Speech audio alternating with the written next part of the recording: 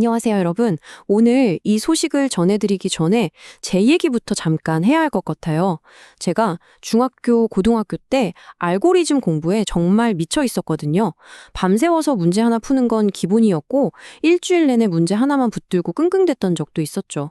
그때 그 치열했던 시간들이 지금의 저를 만든, 뭐랄까, 개발자로서의 아주 단단한 뿌리가 되어주었습니다.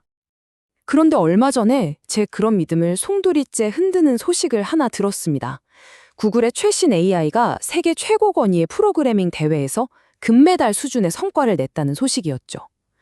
솔직히 말씀드리면 그 소식을 딱 듣는 순간 정말 머리가 띵 하더라고요. 아니, 복잡한 문제를 논리로 풀고 그걸 또 정교한 코드로 만드는 건? 이건 정말 깊은 사고력, 뭐랄까, 인간의 집념이 만들어내는 그런 거라고 굳게 믿었거든요. 네, 바로 이 소식입니다. 구글의 제미나이 AI가 국제대학생 프로그래밍 대회, 그러니까 ICPC 월드 파이널에서 금메달에 해당하는 성적을 거뒀다는 겁니다. 이게 그냥 AI가 또 뭐 하나 해냈다 이런 차원의 얘기가 아니에요. 그래서 오늘 이 충격적인 소식을 좀 깊게 파헤쳐 보면서 아마 저처럼 어떡하지 고민에 빠졌을 개발자분들 또 학생분들하고 앞으로 우리가 뭘 해야 할지 같이 이야기 나눠보려고 합니다. 자, 그럼 이 성과가 대체 얼마나 대단한 건지 감을 잡으려면 이 ICPC라는 대회가 뭔지부터 알아봐야겠죠? ICPC, 그러니까 국제대학생 프로그래밍 대회인데요. 이게 어느 정도냐면요. 보통 수학 올림피아드보다도 한 수 위로 쳐주는 그야말로 전 세계 최고 대학생 프로그래머들이 모여서 실력을 겨루는 진짜 꿈의 무대라고 할 수 있죠. 와, 근데 그 규모랑 난이도가 진짜 상상을 초월해요. 전 세계 103개국, 3,000개가 넘는 대학에서 예선을 뚫고 올라온 최정예 팀들이 모여서 현실 세계에서나 볼 법한 아주 복잡한 문제들을 풀어냅니다. 여기서 중요한 건 부분 점수? 그런 거 없습니다. 무조건 완벽한 정답만 인정하고요. 심지어 문제를 푸는데 걸린 시간은 분 단위로 체크해서 순위에 바로 반영돼요. 진짜 살벌하죠. 자, 여기 보세요. 이 대회 상위권은 정말 전 세계 최고 두뇌들이 모인 전쟁터나 다름없습니다. 러시아의 피터즈버그 주립대, 일본의 도쿄대, 중국의 베이징대 같은 어마어마한 명문대학들이 쫙 깔려있죠. 와, 근데 자랑스럽게도 우리나라 서울대학교가 12위에 이름을 올렸습니다. 정말 대단하죠? 이 명단만 봐도 금메달이 얼마나 무거운지 감이 오시죠? 이번 대회에 최종적으로 올라온 팀이 총 139개 팀이었거든요. 근데 이 중에서 금메달을 딴 팀은 단 4팀뿐이었습니다. 4팀. 그러니까 상위 3% 안에 들어야만 받을 수 있는 그런 영예인 거죠. 그런데 바로 제미나이 AI가 이 수준의 성과를 냈다는 겁니다. 근데 진짜 충격적인 건 이게 다가 아니에요. 바로 이 문제 C라는 녀석인데요. 이 문제는요, 대회에 참가한 그 똑똑한 전 세계 천재 프로그래머들 중에 단 한 팀도, 단 한 명도 풀지 못했어요. 빵명. 그런데 제미나이 AI가 이걸 30분 만에 풀어버렸습니다. 30분 만에요. 아니, 대체 이게 얼마나 어려운 문제였길래 싶으시죠?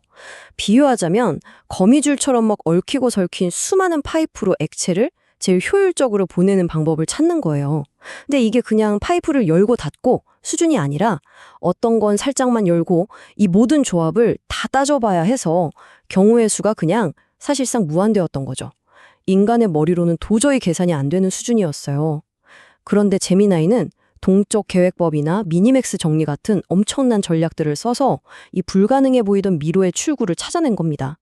자, 이 소식을 듣고 나니까 많은 분들 머릿속에 이런 생각이 딱 스쳐 지나갔을 거예요. 아, 그럼 이제 인간 개발자는 어디에 있어야지? 바로 이 질문이죠. AI가 우리보다 더 잘하는데 우리가 이렇게 밤새워가면서 알고리즘 공부하는 거 이거 계속 하는 게 맞을까요? 나중에 회사에서는 사람 안 뽑고 그냥 AI 쓰는 거 아닐까요? 정말 현실적인 고민이 아닐 수 없습니다. 이 질문에 대한 답을 찾으려고 곰곰이 생각하다 보니까 문득 옛날 일이 하나 떠오르더라고요. 바로 구글 검색이 처음 세상에 나왔을 때 말이죠. 그때도 다들 그랬어요. 야, 이제 뭐하러 공부해? 그냥 검색하면 다 나오는데? 이런 말 정말 많이 했죠. 지식의 가치가 완전히 사라질 거라는 두려움이 엄청 컸습니다. 근데 여러분, 결과가 어땠죠? 검색은 정말 엄청난 정보를 줬지만 정작 뭘 검색해야 할지 알려면 기본적인 지식이 있어야 했어요. 그쵸? 그리고 검색해서 나온 그 수많은 코드들 중에서 뭐가 진짜 정답인지, 내 상황에 딱 맞는 건지 판단하려면 오히려 더 깊은 이해가 필요했고요. 결국 어떻게 됐나요? 기초 지식, 그리고 정보를 제대로 해석하고 적용하는 능력이 그 어느 때보다 훨씬 더 중요해졌습니다. 저는 지금 AI 시대도 정확히 똑같다고 봅니다. 이 구글 검색 때랑 정말 비슷한 패러다임을 겪고 있는 거죠. 그리고 이건 우리한테 새로운 시대에는 어떤 기술이 필요한가를 명확하게 알려주고 있어요. 여기서 핵심은 바로 이겁니다. AI는 때때로 정말 그럴듯하게 거짓말을 한다. 맞아요. AI는 가끔씩 아주 자신감 넘치는 태도로 완전 틀린 답을 내놓기도 하거든요. 우리가 이걸 할루시네이션 현상이라고 부르잖아요. 바로 이것 때문에 우리 인간에게는 AI가 내놓은 결과물이 진짜인지 가짜인지 판단할 수 있는 진짜 실력이 필요한 겁니다. 그러니까 이제 개발자의 역할이 근본적으로 바뀌는 거예요. 우린 더 이상 키보드 앞에서 코드만 치는 코더가 아닙니다. 우리는 AI라는 어마어마하게 강력한 파트너를 이끄는 지휘자이자 그 결과물을 날카롭게 검증하는 검증자가 되어야 하는 거죠. AI가 아무리 멋진 코드를 짠하고 내놓아도 이게 진짜 우리 문제에 맞는 최적의 답인가? 혹시 숨겨진 오류는 없나? 이걸 꿰뚫어 볼 수 있는 깊이, 그리고 최종 결과물에 대해서는 내가 온전히 책임질 수 있는 그런 전문성. 이게 바로 앞으로 개발자에게 요구되는 핵심 역량이라고 생각합니다. 바로 이거죠. 새로운 시대의 진짜 실력은 단순히 알고리즘을 아는 기술에서 끝나는 게 아니에요. 그 기술을 바탕으로 AI의 결과물을 판단하고 더 나은 방향으로 이끌 수 있는 통찰력이 더해져야 진짜 실력이 되는 겁니다. 여기서 말하는 통찰력이라는 게 뭐냐면 AI는 볼 수 없는 우리 비즈니스의 큰 그림을 이해하고 코드 너머에 있는 잠재적인 위험을 미리 감지하고 궁극적으로 뭐가 우리 사용자에게 최고의 가치를 줄 수 있는지 판단하는 그런 능력인 거죠. 여러분, 그러니까 제미나이가 ICPC에서 금메달을 땄다는 소식은요, 이제 알고리즘 공부 끝났다는 사망 선고가 절대 아닙니다. 오히려 우리 공부의 목표가 훨씬 더 명확해졌다는 신호탄인 거죠. 이제 알고리즘 공부는 그냥 문제 푸는 훈련이 아니에요. AI를 지휘하고 그 결과물을 검증하고 그걸로 더 큰 문제를 해결하기 위한 진짜 실력과 통찰력을 기르는 아주 중요한 과정이 된 겁니다.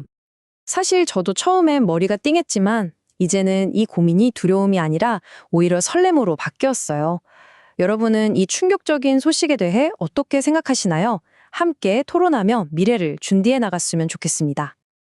네, 오늘 제가 준비한 이야기는 여기까지입니다. AI가 인간 고유의 영역이라고 굳게 믿었던 창의적인 문제 해결 능력마저 뛰어넘는 시대. 사실 좀 두렵기도 하지만 저는 오히려 가슴이 뜁니다. 여러분과 함께 이 새로운 시대를 헤쳐나갈 생각을 하니까 정말 설레네요. 청취해 주셔서 진심으로 감사드리고요. 다음 시간에 더 흥미로운 주제로 다시 찾아뵙겠습니다. 이 자료는 알리니 월드에서 제공했습니다.